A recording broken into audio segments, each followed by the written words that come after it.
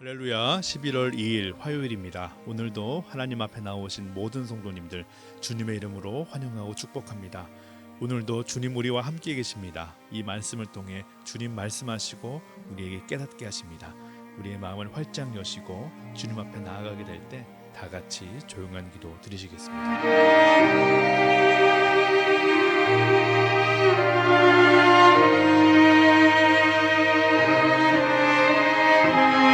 아멘. 오늘 우리에게 주시는 하나님의 말씀은 욥기 16장 18절에서 17장 5절까지의 말씀입니다. 땅아 내 피를 가리지 말라. 나의 부르짖음이 쉴 자리를 잡지 못하게 하라. 지금 나의 증인이 하늘에 계시고 나의 중보자가 높은 데 계시니라. 나의 친구는 나를 조롱하고 내 눈은 하나님을 향하여 눈물을 흘리니 사람과 하나님 사이에와 인자와 그 이웃 사이에 중재하시기를 원하노니 수년이 지나면 나는 돌아오지 못할 길로 갈 것임이니라. 나의 기운이 쇠하였으며 나의 날이 다하였고 무덤이 나를 위하여 준비되었구나. 나를 조롱하는 자들은 나와 함께 있으므로 내 눈이 그들의 충동함을 항상 보는구나. 청하건대 나에게 담보물을 주소서. 나의 손을 잡아줄 자가 누구리이까. 주께서 그들의 마음을 가리어 깨닫지 못하게 하셨사오니 그들을 높이지 마소서. 보상을 얻으려고 친구를 비난하는 자는 그의 자손들의 눈이 멀게 되리라. 아멘. 이 말씀은 살아계신 하나님의 말씀입니다. 많은 환난과 친구들의 정죄함에 그 고통 가운데 욥은 하나님 앞에 나아가서 자신의 의로움을 계속해서 항변합니다. 결국 자신의 억울함을 풀어주시고 죄 없음을 인정해 주실 분은 하나님밖에 없음을 그가 알았고 믿었기 때문입니다. 그러기에 욥은 도무지 타협이 되지 않는 친구들과의 대화 가운데 의로우신 하나님의 개입을 호소합니다. 19절을 보면 지금 나의 증인이 하늘에 계시고 나의 중보자가 높은 데 계시니라. 나의 친구는 나를 조롱하고 내 눈은 하나님을 향하여 눈물을 흘리니 사람과 하나님 사이에와 인자와 그 이웃 사이에 중재하시기를 원하노니. 욥은 친구들이 그를 조롱하며 정죄하는 상황 속에서 하나님께서 자신의 의로움을 지지해 줄 증인으로 그 사이에 개입하여서 중재해 주시기를 호소하고 있는 것입니다. 욥은 그가 당한 고통과 괴로움으로 이전과 비교하면 상당히 야위고 약해졌음이 분명합니다. 한국의 문화에서도 큰 일을 당하면 알아눕는다 이러한 표현이 있는데 육신의 질병까지 얻게 된 욥 그야말로 이제는 좀 쉬면서 한숨 돌려야 하는 시간이 필요해 보입니다. 그러나 그를 찾아온 친구들은 위로는커녕 쉼은커녕 지칠 대로 지친 욥을 놓아주지 않고 계속해서 논쟁까지 하고 있으니 욥의 마음과 그의 육체는 더욱 무너졌던 것입니다. 이러한 맥락 속에서 욥은 쉽게 말해서 죽을 때 죽더라도 나의 이 무고함은, 나의 이 억울함은 풀어야겠다 하는 것입니다. 22절을 보면 수년이 지나면 나는 돌아오지 못할 길로 갈 것임이니라. 그리고 17장으로 넘어와서 나의 기운이 쇠하였으며 나의 날이 다하였고 무덤이 나를 위하여 준비되었구나. 욥은 자신의 상황을 스스로 볼 때에도 이대로는 얼마 살지 못할 것 같은 거예요. 그런 상황 속에서 그를 여전히 정죄하고 조롱하는 친구들이 눈앞에 있는데 이 억울한 마음은 풀기 원한다는 것입니다. 2절을 보면 나를 조롱하는 자들이 나와 함께 있으므로 내 눈이 그들의 충동함을 항상 보는구나. 그러므로 욥은 하나님에게 자신의 의로움을 보증할 수 있는 보증물, 즉 담보가 되어달라고 요청하고 있습니다. 이러한 처절한 욥의 고백을 보면서 자신의 억울한 처지를 한탄하는 욥의 마음을 볼 수 있고요. 또 한편으로는 오직 하나님만이 자신의 의로움을 증명할 수 있는 분이시다. 그가 믿고 있음을 우리는 보게 됩니다. 이제 욥의 시선은 다시 친구들을 향합니다. 욥은 아무리 자신의 상황을 말해도 기계적인 인과응보의 잣대를 내밀며 자신의 고통을 정죄하고 있는 친구들에 대해 말하기를 하나님께서 그들의 마음을 어둡게 하셨고 그들을 깨닫지 못하게 하셔서 자신의 상황에 그들이 눈을 감고 있는 것이라고 토로합니다. 그렇지 않으면 그들이 이렇게까지 할 수 없다는 것입니다. 욥의 입장에서 보면 그 친구들이 얼마나 야박하고 답답한지 그러한 말을 하겠는가 우리는 생각해 볼 수 있습니다.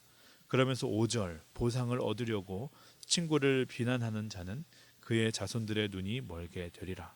욥은 친구들이 자신의 어려움을 돌보기는커녕 이 상황 속에서도 자신들의 주장만이 옳다는 것을 내세우면서 욥이 가진 그 작은 일말의 희망의 불씨마저 빼앗고 있는 그 상황을 책망하고 있는 것입니다.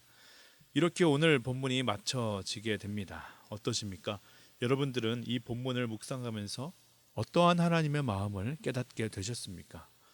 오늘도 욥은 하나님과 친구들 앞에서 그의 어렵고 힘든 상황, 억울하고 참담한 마음들을 쏟아놓습니다. 그 가운데 욥의 긍정적인 면모를 다시 한번 발견하게 되는데, 그는 그 아프고 억울한 마음들을 여전히 하나님 앞에 가지고 나온다는 것입니다. 하나님께 요청합니다. 마음 같아서는요, 그 얄미운 친구들 꿀밤이라도 쥐어받고 싶을 거 아닙니까? 욕설을 하면서 돌아가라고, 다시는 오지 말라고 절규할 수 있는 거 아닙니까? 그러나 욥은 그렇게 하지 않습니다. 하나님께서 개입해 달라고, 하나님께서 중재해 달라고, 하나님께서 나를 위한 담보가 되어 달라고 욥은 기도하는 것입니다. 하나님의 권능을 구하는 것입니다. 어려움이 왔지만, 너무나 억울하지만 그곳으로 하나님을 떠나는 것이 아니라 오히려 그곳으로 하나님을 찾게 되더라는 것입니다. 이것은 우리가 어려움을 만날 때 기억하고 본받아야 할 믿음의 자세라고 믿습니다. 하나님은 이러한 욥을 보십니다. 이러한 욥의 부르짖음도 들으셨습니다. 그의 항변과 신음도 들으셨습니다. 그리고 결국 그를 다시 회복시키시지요. 그의 삶을 하나님은 다시 풍성하게 채우십니다. 저는 하나님이 욥을 부르짖었던 내용이 하나님의 마음에 합하여서 그렇게 되었다고 생각하지 않습니다. 그 내용들이 지금까지 우리가 묵상하고 있는 내용이죠. 굉장한 믿음의 고백들이 아니에요. 오히려 형편없을 정도입니다. 그러나 끝까지 욥이 놓지 않았던 하나님을 향한 신뢰와 기도의 간구가 하나님의 때가 찼을 때 그를 다시 회복시키는 원동력 되었다라고 믿습니다. 성경은 하나님의 성품을 말할 때 중요한 부분으로 자비의 하나님을 말합니다. 시편 34편 18절을 보면 여호와는 마음이 상한 자를 가까이 하시고, 시편 145편 14절에도 모든 넘어지는 자들을 붙드시며 비굴한 자들을 일으키시는도다. 또한 예수님은 요한복음 14장 18절에 내가 너희를 고아와 같이 버려두지 않겠다 말씀하셨고, 로마서 8장 26절에서도 성령도 우리의 연약함을 도우신다 이렇게 기록합니다. 우리가 큰 어려움을 만났을 때 이렇게 표현하지 않습니까? 바닥까지 내려왔다, 바닥을 쳤다. 이 말이 흥미로운 이유는 최악의 상황까지 왔다는 것을 말하기도 하지만 더 이상 내려갈 곳이 없기 때문에 이제는 올라갈 일만 남았다는 희망을 의미하는 말이기도 하기 때문입니다. 그리스도인들도 고난을 당합니다. 어려움도 당합니다. 바닥까지 내려오는 경험을 할 때가 있습니다. 그럴 때 우리를 지탱해 주어서 더 이상 깨지지 않는, 더 이상 내려가지 않게 하는 그 기본, 그 지지대, 그 바닥은 무엇이 될까요? 물론 믿음일 것입니다. 그러나 조금 더 구체적으로 말하면 하나님의 자비하심을 향한 믿음이라고 말할 수 있습니다. 하나님은 모든 넘어지는 자들을 붙드시고 우리의 연약함을 도우시고 우리를 고아와 같이 버려두지 않으시는 자비의 하나님이시다. 그 확신이 우리에게 분명히 있다면 더 이상 내려가지 않을 확고한 지지대가 우리에게 있는 것입니다. 욥에게 바로 이 확신이 있었습니다. 아무리 그가 만난 고통과 어려움이 컸지만 하나님은 나를 버리지 않으신다. 하나님은 상한 갈대를 꺾지 않으시는 분이시다. 이 믿음이 그를 버티게 한 것이고, 이 믿음이 그를 기도하게 한 것이고, 하나님께 모든 건 맡길 수 있게 한 것입니다. 시편 42편은 바로 그 부분을 우리에게 말합니다. 4절에서 6절까지만 보면 내가 전에 성의를 지키는 무리와 동행하여 기쁨과 감사의 소리를 내며 그들을 하나님의 집으로 인도하였더니 이제 이 일을 기억하고 내 마음이 상하는도다.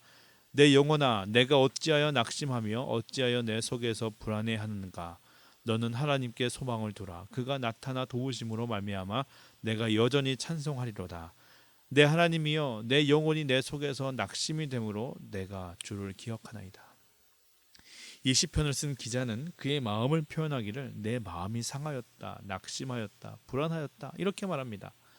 그런데 아주 흥미로운 부분은 5절인데 그는 내 영혼아 내가 어찌하여 낙심하며 어찌하여 내 속에서 불안해하는가 너는 하나님께 소망을 두라 이렇게 말한다는 것입니다. 어려움의 상황 속에서 자신의 영혼을 살핍니다. 어려움의 현상에 집중하는 것이 아니라 낙심된 상황 속에서도 자신의 영혼의 상태에 집중하고 영혼에게 선포한다는 것입니다. 로이드 존스 목사님은 이 본문을 설교하면서 이렇게 해석합니다. 문제에 관한 한 지혜의 핵심이 여기 있다. 삶 속에서 부딪히는 불행 가운데 많은 부분은 본질적인 약속을 잃어버리는 데 있다. 그래서 42편의 기자는 말하기를 내 자아야 잠시 들어보아라. 그러면서 그는 자신에게 하나님은 어떤 분이시고 지금 무엇을 하고 계시고 또 지금까지 무슨 일을 하셨는지 그리고 앞으로 어떤 일을 하시겠다고 약속하시는지 지속적으로 일깨워주고 있다. 내 자신에게 하나님이 누구이시고 무엇을 하고 계시고 어떤 일을 할 것인지 지속적으로 일깨워주는 일. 우리가 욥의 고백을 묵상하면서 때로는 욥이 정말 믿음의 사람인가? 그가 하나님을 너무 가볍게 여기는 것 아닌가? 너무 쉽게 포기하는 말 하는 거 아닌가? 너무 표현이 과하지 않는가? 이런 생각들을 하게 됩니다. 그러나 그 디테일에서 한 발 뒤로 물러나게 되면 무엇을 볼 수 있습니까? 욥은요 그 고통의 시간 속에서도 하나님을 향해 끊임없이 기도하고 있다는 거예요. 그리고 그 기도의 고백 속에서 그는 하나님이 누구이시고 그 섭리 가운데 나는 누구이고 이 고통은 친구들도 나도 해결할 수 없고 오직 하나님만이 구원할 수 있다는 것을 계속해서 고백하고 있음을 우리는 발견하게 됩니다. 저는 이 부분을 묵상하게 될 때 큰 깨달음을 얻을 수 있었습니다. 기도는 아름다운 언어로만 채워져야 하는 것이 아니죠.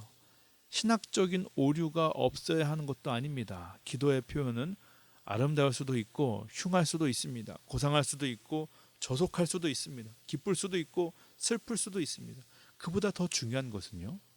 우리의 삶 속에서 어떠한 상황 속에 상관없이 하나님과 친밀한 기도를 끊임없이 할 수 있는가? 이것이 더 중요한 포인트라고 믿습니다. 헨리 나우엔의 글 중에 끊임없는 기도라는 글이 있습니다. 이 글을 나누고 말씀을 마치고자 합니다. 우리의 정신은 항상 활동합니다. 분석하고 비춰보고 공상에 잠기기도 하고 꿈을 꾸기도 합니다. 낮 동안이든 밤 동안이든 우리가 생각하지 않고 있는 순간은 없습니다. 생각은 끊임이 없다라고 말할 수 있습니다.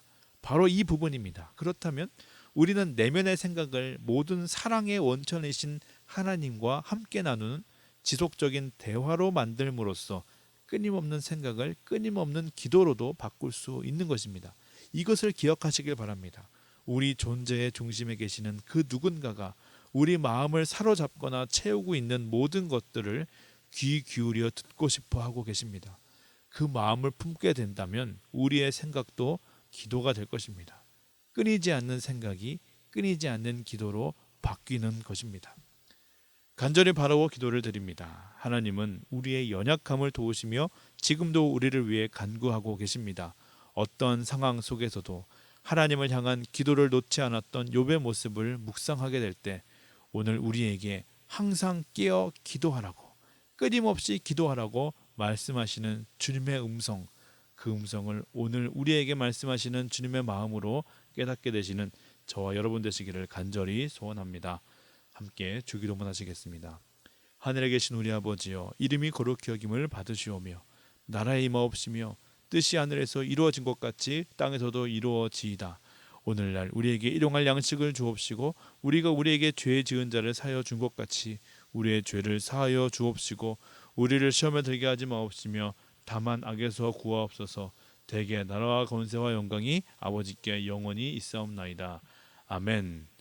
우리 함께 이렇게 기도하며 하루를 열기 원합니다. 모든 넘어지는 자들을 붙드시고 고통당한 자들을 일으키시는 주님, 오늘도 주님 앞에 나옵니다. 우리의 상처 입은 마음, 고민하고 염려하는 마음들 주님 앞에 다 내려놓습니다. 홍해와 같은 문제 앞에서 우리가 할 수 있는 일이 별로 없음을, 아무것도 없음을 인정하며 주님의 크신 권능 앞에 순복하며 나아가오니 주님께 부르짖게 하여 주시옵소서. 주님께 맡기게 하여 주시옵소서. 세상이 아닌 주님 안에서 항변하게 하시고 울더라도 주님 안에서 울게 하여 주시옵소서. 우리의 모든 마음이 주님 안에 머무를 수 있도록 주여 우리와 동행하여 주시옵소서. 우리 이렇게 함께 기도하며 나아가시겠습니다. 기도하시겠습니다.